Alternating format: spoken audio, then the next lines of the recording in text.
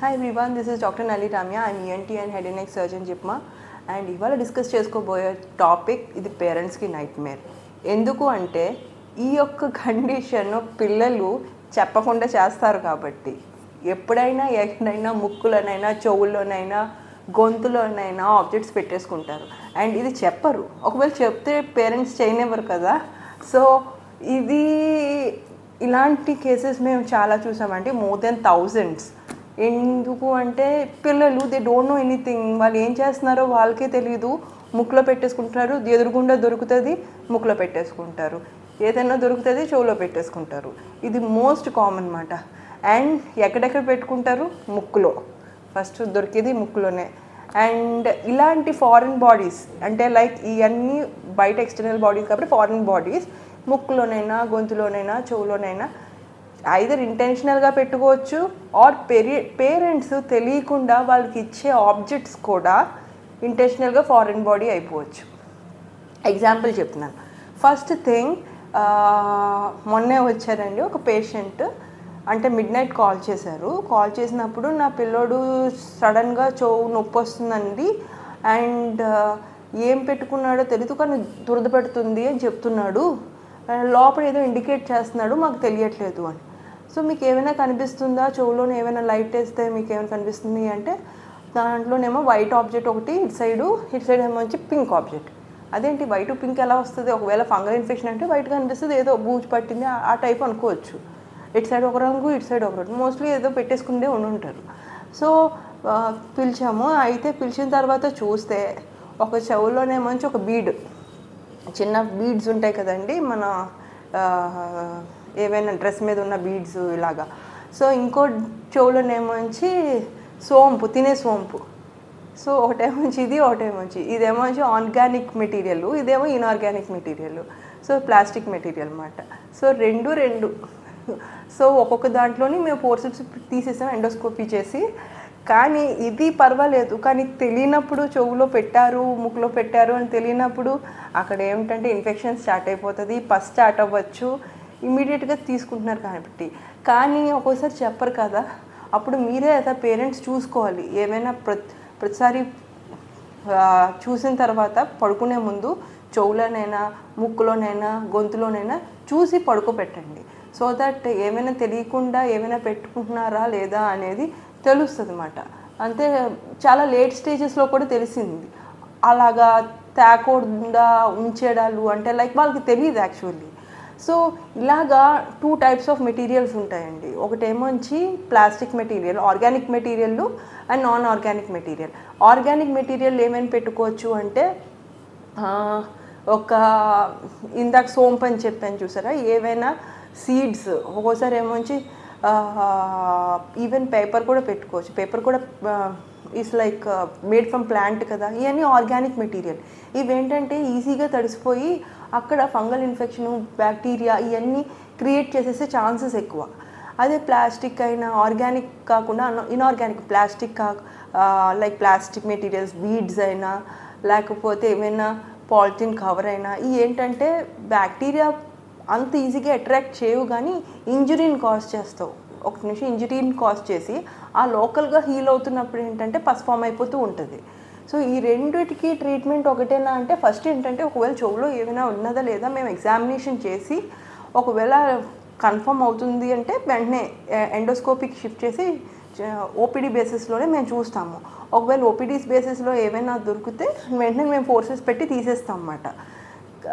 అది ఇయర్ ఈజీగా తీసేయచ్చు. కానీ ఇంకోసారి ఏమవుతుంది, షార్ప్ ఆబ్జెక్ట్స్ అని కూడా ఉండొచ్చు ఇయర్. ఇంకా ఇలా షార్ప్ ఆబ్జెక్ట్స్ కూడా ఉండొచ్చు. అంటే like pencil LIBS and pencil ఉంటాయి కదండి, లెడ్స్, ఇలాంటివి పెట్టేసుకుంటూ ఉంటారు.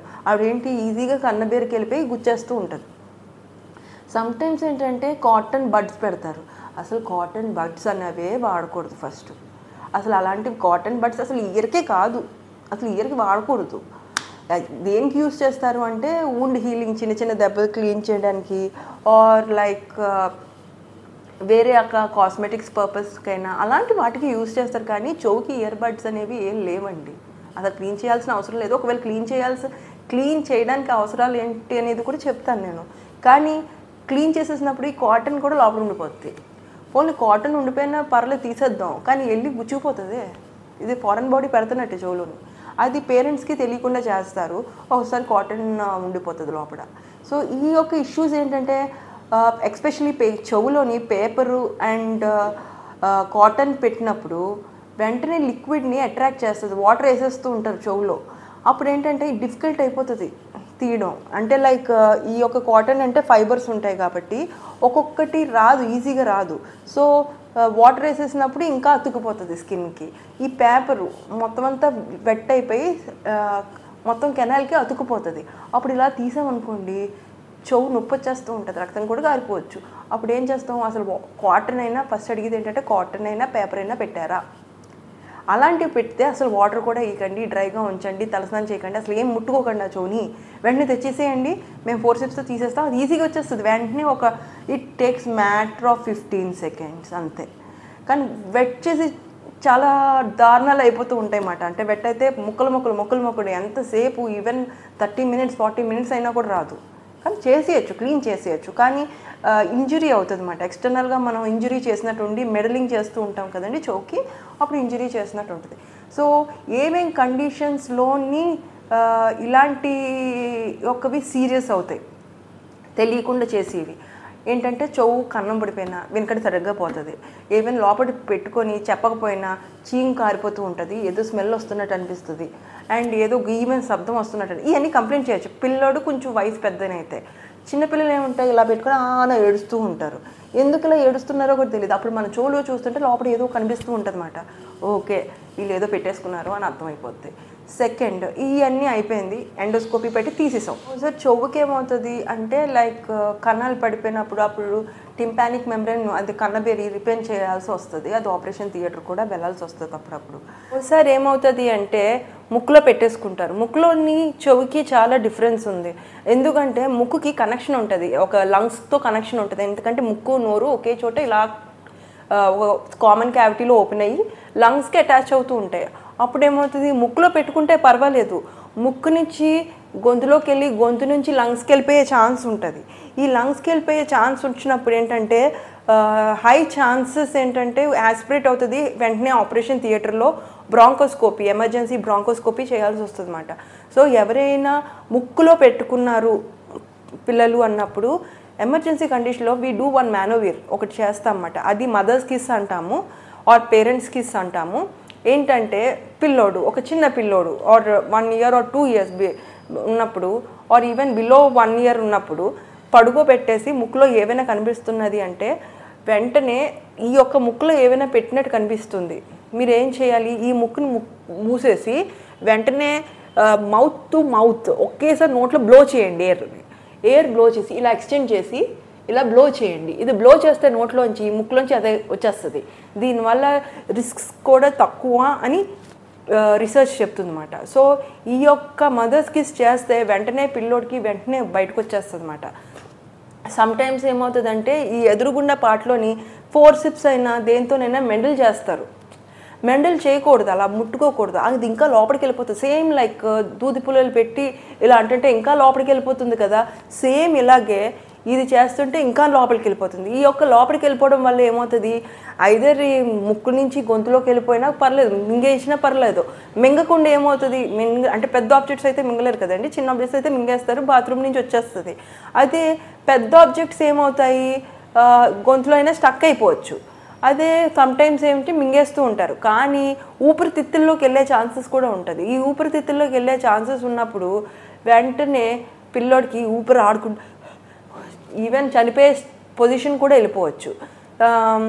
కొన్ని కామన్ ఫుడ్స్ మేము చూసింది మోస్ట్ కామన్, ఒక 100 పీపుల్లో అంటే పిల్లలు బ్రాంకోస్కోపీకి వెళ్తే 90 పిల్లలు ఈ యొక్క ప్రాబ్లంతో సఫర్ అవుతుంది. ఏంటంటే ఈ యొక్క వేరుశనక్కాయలు ఉంటాయి చూడండి, పీనట్స్, అవి పెట్టకండి పిల్లలకి, అస్సలు పెట్టకండి. ఎందుకంటే 100 పీపుల్లో 90 పీపుల్ మంది పీనట్స్ చేసి చోక్ అయిపోతున్నది. సో అది బ్రాంకోస్కోపీ తీసి చేస్తున్నాం. ఒక్కోసారి ఇక్కడ పెట్టేసుకుంటారు, పీనట్ తీసుకొని ఇలా పెట్టుకొని ఇలా పెట్టేసుకుంటారు, చెప్పరు. సో ఒక పెట్టుకుంటే మెడల్ చేసి తీసేయాలని ట్రై చేస్తూ ఉంటాం. అప్పుడు ఏం చేయాలి, తీయకుండా ఒకవేళ ఫ్రంట్ వస్తే ఇలా నొక్కితే వచ్చేస్తుంది, కానీ ఫ్రంట్ లేకుండా కొంచెం లోపలికి వెళ్ళింది అనుకో, గ్యారెంటీ లోపలికే పెట్టుకుంటారు కదా, అప్పుడు మదర్స్కి ఇవ్వండి. ఒకవేళ అది కూడా రాలేదనుకోండి, అప్పుడు ఏం చేస్తారంటే లోపల పెట్టకండి వేలుని, అసలు పెట్టకండి. ఏదైనా ఫార్మ్ పెట్టండి, గొంతులోకి వెళ్ళిపోతుంది. అప్పుడు ఏంటంటే పిల్లల్ని ఇలా ఫ్రంట్కి బెండ్ చేసి వెంటనే హాస్పిటల్కి తీది. ఎందుకంటే ఇలా ఫ్రంట్ బెండ్ చేస్తే రెస్పిరేటరీ ట్రాక్ ఇది స్ట్రైట్ లైన్లో ఉండదు, లంగ్స్తో తీది. అప్పుడు మీరు ఉంచుతున్నారు కాబట్టి ఐదర్ కిందకైనా పడిపోయే ఛాన్సెస్ ఉంటుంది, ఆర్ లోపలికి వెళ్ళే ఛాన్సెస్ కొంచెం చాలా తక్కువ ఉంటాయి అన్నమాట. సో ఈ యొక్క ఫారెన్ బాడీ ముక్కులో పెట్టుకుంటున్నప్పుడు మాత్రం ఐదర్ 2 రకాలని చూడాలి.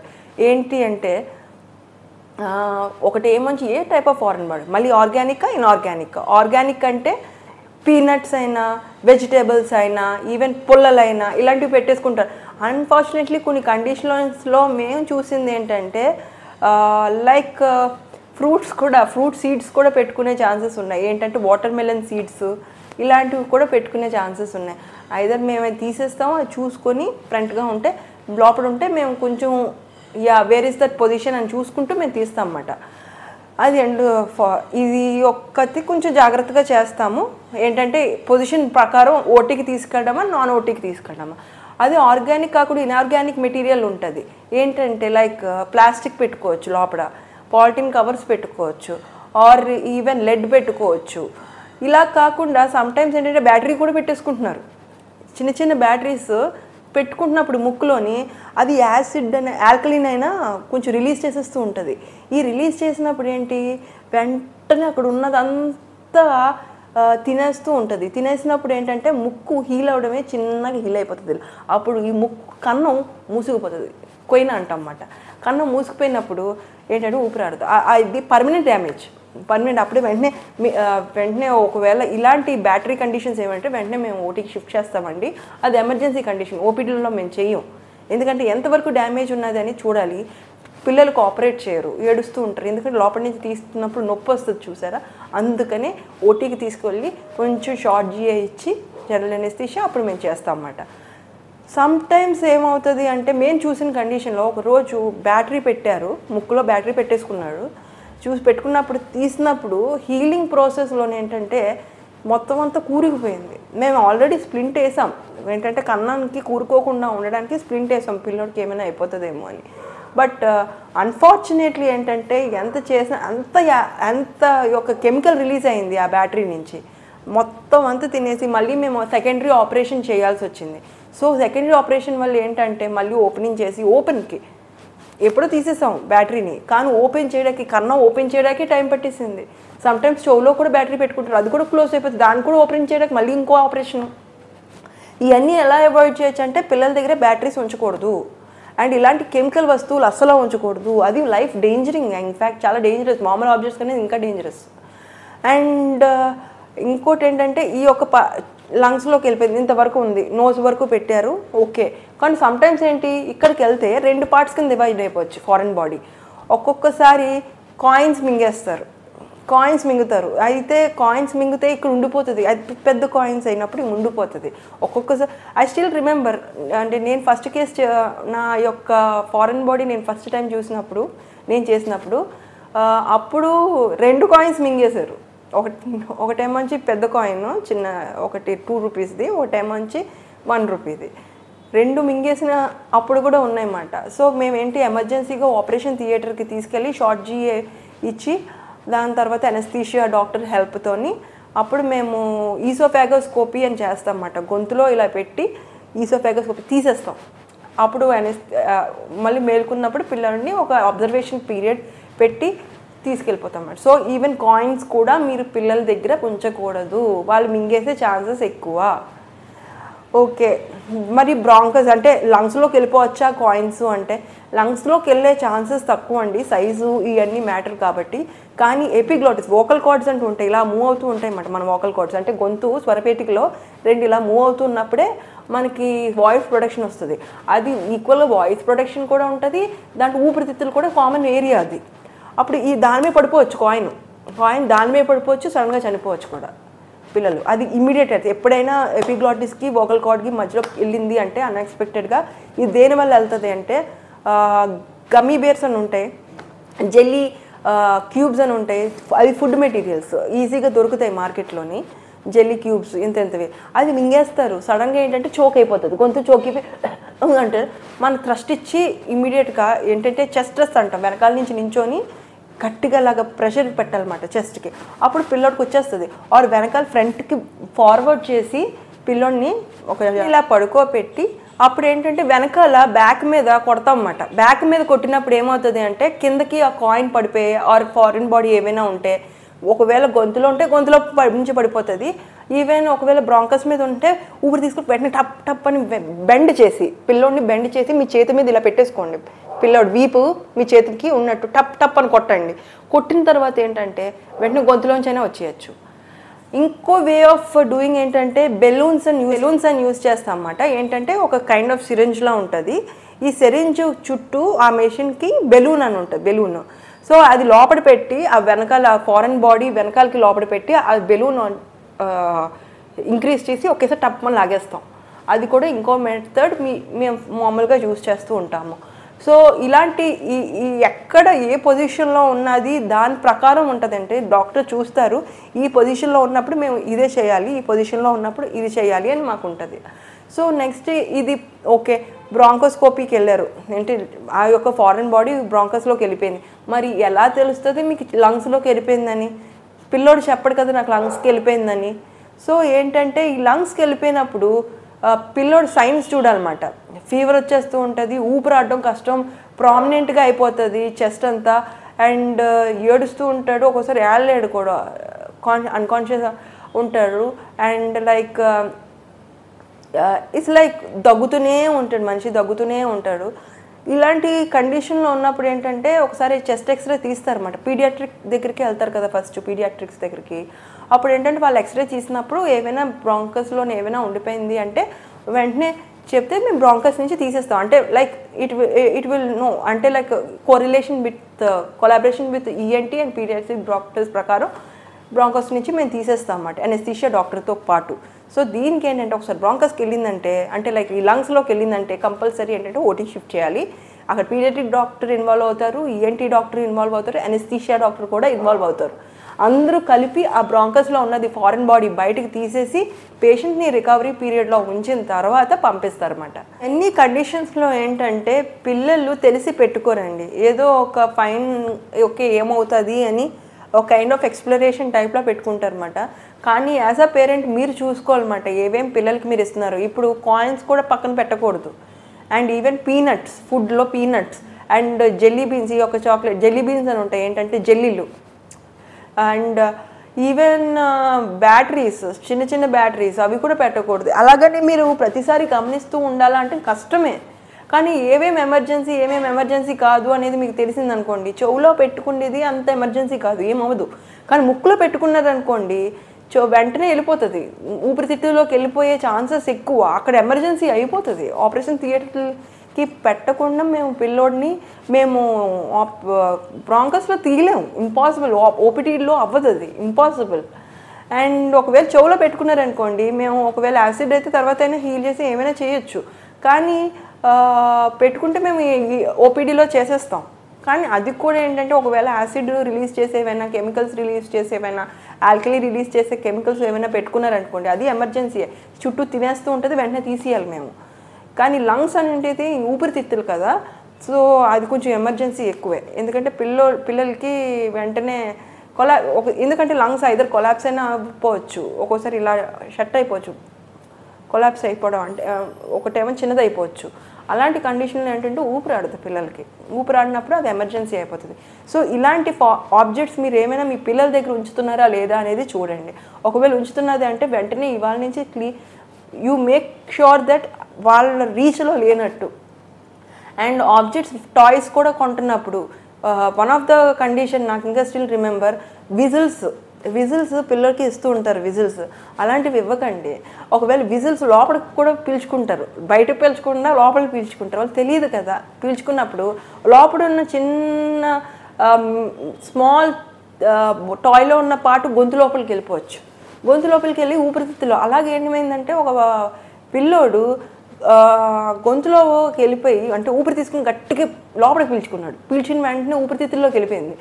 ఊపిరితిత్తుల్లోకి వెళ్ళిపోయి మా పిల్లోడు ఏడుస్తున్నప్పుడు కుయ్ కుయ్ కుయ్ కుయ్ అని సౌండ్ విజులు అంటే లోపలికి వెళ్ళిపోయింది అనమాట అది. సో అలాంటి కండిషన్స్లో కూడా సో టాయ్స్ దగ్గర కూడా మీరు జాగ్రత్తగా ఉండాలి. ఏవైనా చిన్నగా ఏవైనా ముక్కులో పట్టేసే టాయ్స్ అయినా నోట్లో పట్టేసే టాయ్స్ అయినా అలాంటివి ఇవ్వకండి. మ్యాక్సిమం అవాయిడ్ చేయండి అలాంటివి, ఎందుకంటే ఏమైనా ఇరగొట్టడం కూడా అవుతుంది. సో సాఫ్ట్ టాయ్స్ ఇవ్వడం కానీ అలాంటివి చేయండి, కానీ హార్డ్ టాయ్స్ అలాంటివి ఇవ్వకండి. సో దట్ ఏమైనా ఇరిగిపేసి అయినా ముక్కులో పెట్టేసుకుంటారు. సో మేము చూసాం కాబట్టి విజిల్స్, చిన్న చిన్న టాయ్స్ అండ్ గజ్జలు, చిన్న గజ్జలు ఇవన్నీ పెట్టుకున్న మేము చూసాం కాబట్టి చెప్తున్నాం. ఈవెన్ మెటల్స్ కదా ఇవన్నీ. సో ఇంజురీ అయిపోతాయి, అంటే ఇమీడియట్గా కొలాప్స్ అయిపోయే పరిస్థితి వస్తుంది కూడా ఒకవేళ నెగ్లెక్ట్ చేసామంటే. సో ఐ హోప్ ఈ యొక్క ఎపిసోడ్ మీకు నచ్చినట్లయితే, who already faced that nightmare, వాళ్ళకి చెప్పండి. So that they will be educated. ఇది పేరెంట్స్కి వెరీ మచ్ ఇంపార్టెంట్. ఇది పేరెంట్స్కి తెలిస్తే ఏమేమి పిల్లల పక్కన ఉంచుకోకూడదు అని తెలుస్తుంది. Thank you so much, and we will be meeting you in next episode.